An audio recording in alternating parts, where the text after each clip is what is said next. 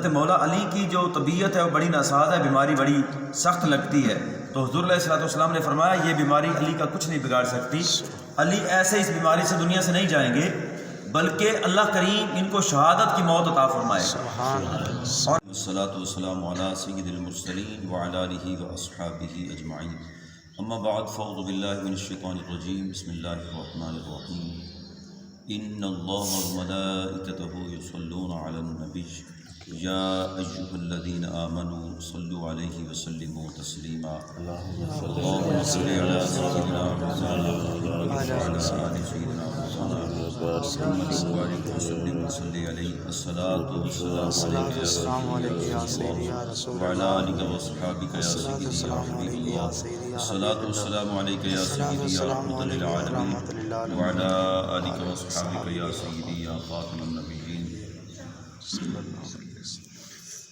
آج 21 رمضان المبارک ہے، حضرت سیدنا مولا کائنات شیر خدا علی المرتضیٰ کرم اللہ وجہہ الکریم ورضی اللہ تعالیٰ عنہ کا یوم شہادت ہے۔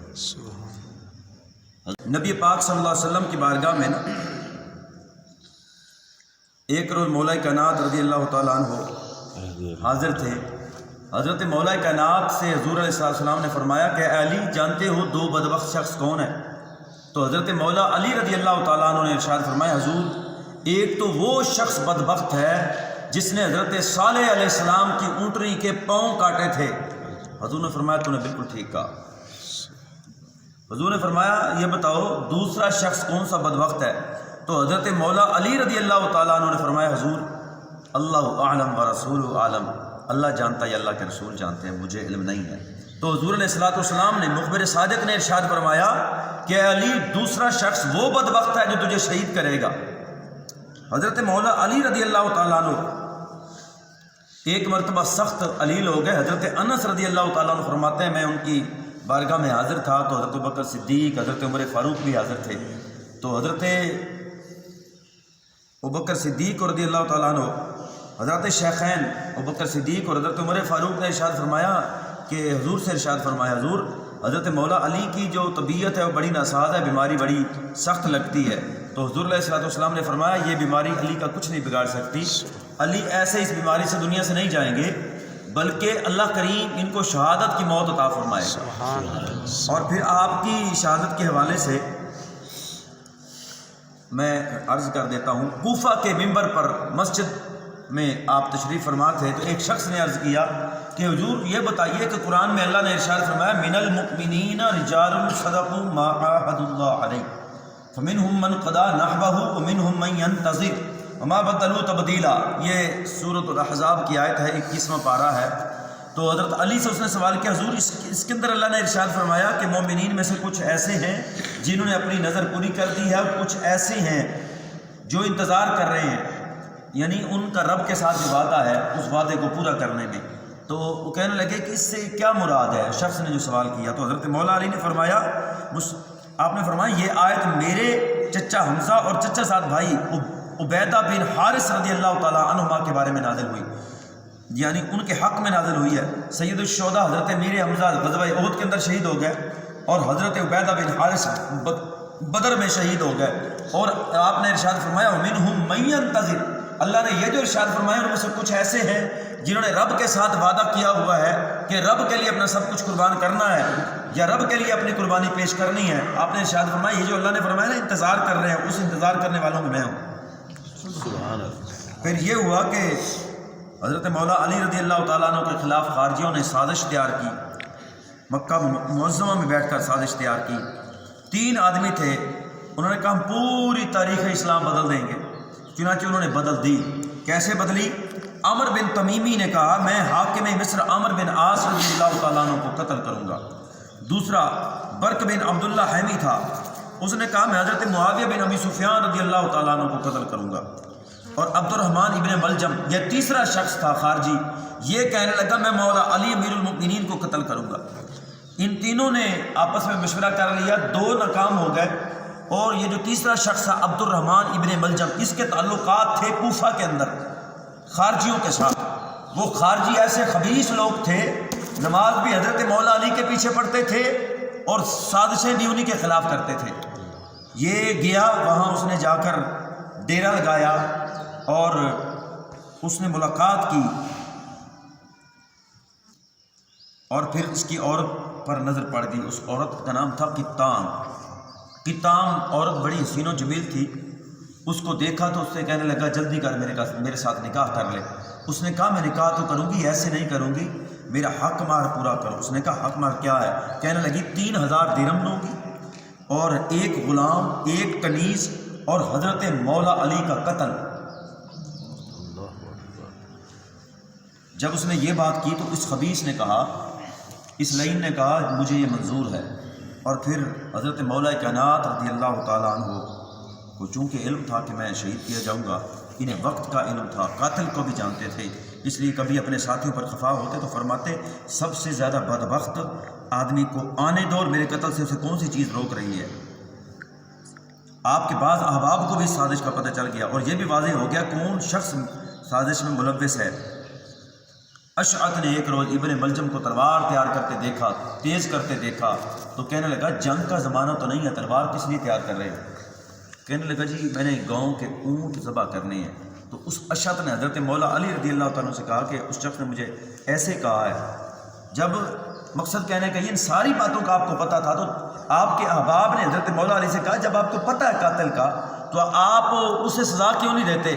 تو حضرت مولا علی نے فرمایا بھلا مقتول اپنے قاتل کو کیسے قتل کر سکتا ہے؟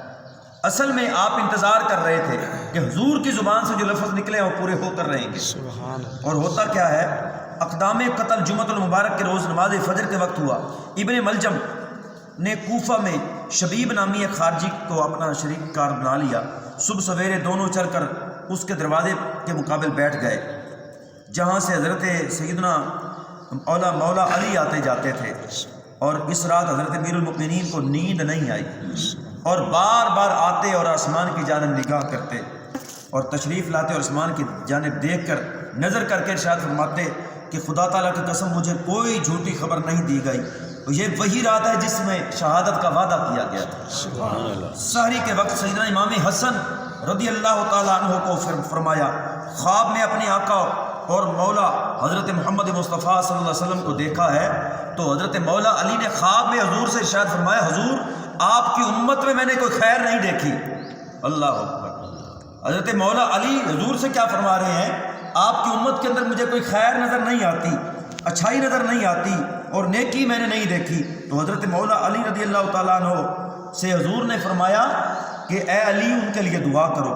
اس پر میں نے یہ دعا کی خدایا مجھے ان سے بہتر رفیق عطا فرما دے، ان سے بہتر ساتھی عطا فرما دے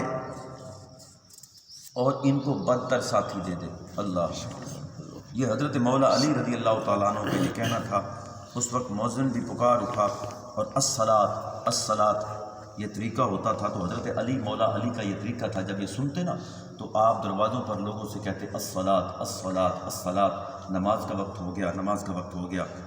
دروازے سے نکل کر فرمایا کہ الصلاۃ الصلاۃ۔ ہر روز آپ کا معمول تھا اور لوگوں کو مسجد میں آنے کے لیے جگاتے تھے۔ ایک روایت کے مطابق مؤذن کے پکارنے پر آپ نہیں اٹھے اور دوسری بار اس نے پکارا تو آپ نہیں اٹھے، یہ بھی ایک روایت ہے۔ جب تیسری مرتبہ مؤذن آیا تو آپ شعر پڑھتے ہوئے مسجد کو روانہ ہوئے اور حضرت علی رضی اللہ تعالیٰ عنہ جو شعر پڑھا اس کا ترجمہ یہ ہے کہ موت کے لیے کمر کس،